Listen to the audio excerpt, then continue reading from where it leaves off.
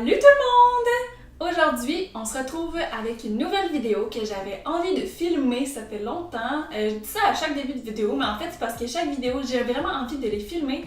Puis là, aujourd'hui en plus, on se retrouve avec une nouvelle série que j'ai décidé de faire sur ma chaîne parce que j'avais envie de vous parler de véganisme encore plus que ce que je parle déjà.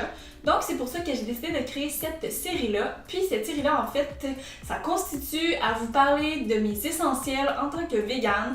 Puis là, je me suis dit qu'au lieu de faire comme une grosse vidéo où est-ce que je parle un petit peu de chaque truc, je me suis dit que j'allais faire plein de petites vidéos, des courtes vidéos d'environ 5 à 10 minutes, où est-ce que je vous parle de chacun des aliments, un par un, plus en profondeur, pourquoi on les utilise, qu'est-ce qu'ils apportent à notre alimentation, comment on les utilise dans la cuisine de tous les jours. Donc c'est pas mal ça pour la nouvelle série que j'avais envie de faire.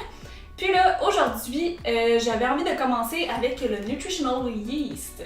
Donc si cette vidéo vous intéresse, cette série-là, ça vous parle, restez à l'écoute, donc let's go! Tout d'abord, avant de commencer à parler de quoi que ce soit, la levure alimentaire, c'est quoi? Dans le fond, la levure alimentaire, c'est une levure inactive faite à partir de champignons, dans le fond, qui est comme récoltée dans un bouillon qui est fait à partir de mélasse ou de sucre de canne. La levure alimentaire fait partie de la catégorie des condiments, tout comme, par exemple, la mayonnaise, la moutarde ou la sauce brune, par exemple. On l'utilise majoritairement en cuisine, bien évidemment, surtout pour son goût fromager, qu'on peut autant l'ajouter dans nos recettes ou juste le saupoudrer sur le dessus. La levure alimentaire s'est vendue sous forme de paillettes ou de petites poudres comme jaune, doré, or, kind of. Ensuite, la levure alimentaire, c'est bien beau savoir c'est quoi, mais pourquoi on l'utilise dans le fond? Qu'est-ce qu'elle apporte à notre organisme? On veut le savoir. Donc, la levure alimentaire contient beaucoup de protéines complètes et de vitamines de la catégorie B. Contrairement à ce qu'on peut penser, la levure alimentaire ne produit pas de vitamine B12. Dans le fond, la vitamine B12 c'est produit à partir de bactéries qu'on ajoute par la suite à la levure alimentaire. Donc, seulement certaines compagnies décident de l'ajouter, mais c'est pas toutes. Donc, c'est pour ça que c'est vraiment important de bien vérifier les valeurs nutritives et les ingrédients de la levure alimentaire pour s'assurer qu'elle contienne de la B12. Parce que si elle n'est pas enrichie en vitamine B12, elle n'en contiendra tout simplement pas. Donc c'est quand même assez plate quand on achète de la levure alimentaire pour la vitamine B12 puis qu'elle n'en contient pas finalement, ça sert un peu à rien. À ce niveau-là en tout cas. En plus de contenir énormément de protéines et de vitamines du groupe B et ou vitamine B12, la levure alimentaire contient aussi des fibres, un peu de calcium et elle ne contient aucun cholestérol. Donc c'est quand même bien pour les gens qui ont des problèmes de cholestérol. Et puis, elle adoucit au bon fonctionnement du système nerveux. Après avoir su c'était quoi la levure alimentaire, qu'est-ce qu'elle contenait, pourquoi qu'on l'utilise, on l'utilise dans quoi la levure alimentaire? Vous pouvez l'utiliser tout simplement saupoudré sur votre maïs soufflé. Sinon, on peut aussi l'utiliser pour faire des fromages végétaux, pour apporter justement le petit goût fromager qui pourrait remplacer le parmesan ou peu importe dans les recettes. Sinon, on peut l'utiliser sur des pâtes, dans des vinaigrettes.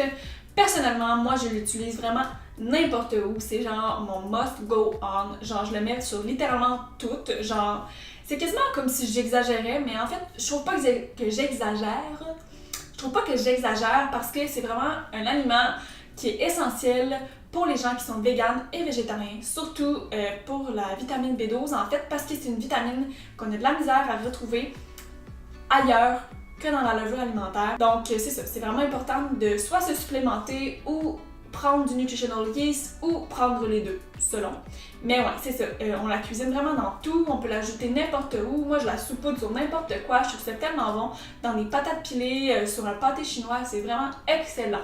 Donc c'est tout pour ma petite capsule sur le Nutritional Yeast. J'espère que vous avez aimé ça, que ça vous a donné plus de renseignements par rapport à ça. Je sais que c'est vraiment un aliment que les gens qui sont pas véganes ni végétariens sont pas hyper familiarisés avec ça. Fait que c'est pour ça que j'avais envie de parler du Nutritional Yeast. J'espère que ça va vous inspirer à faire des recettes avec le Nutritional Yeast. Si oui, n'hésitez pas à me taguer sur vos photos sur Instagram ou peu importe, peu importe. Me le dire dans les commentaires en dessous de la vidéo si jamais ça vous donne le goût de l'utiliser.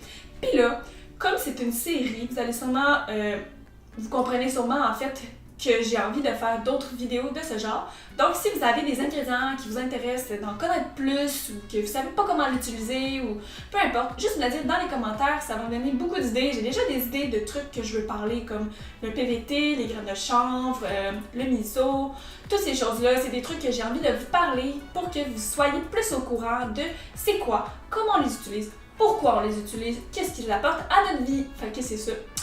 J'espère que vous avez aimé. Puis nous, on se retrouve dans une prochaine vidéo. Ciao, bye!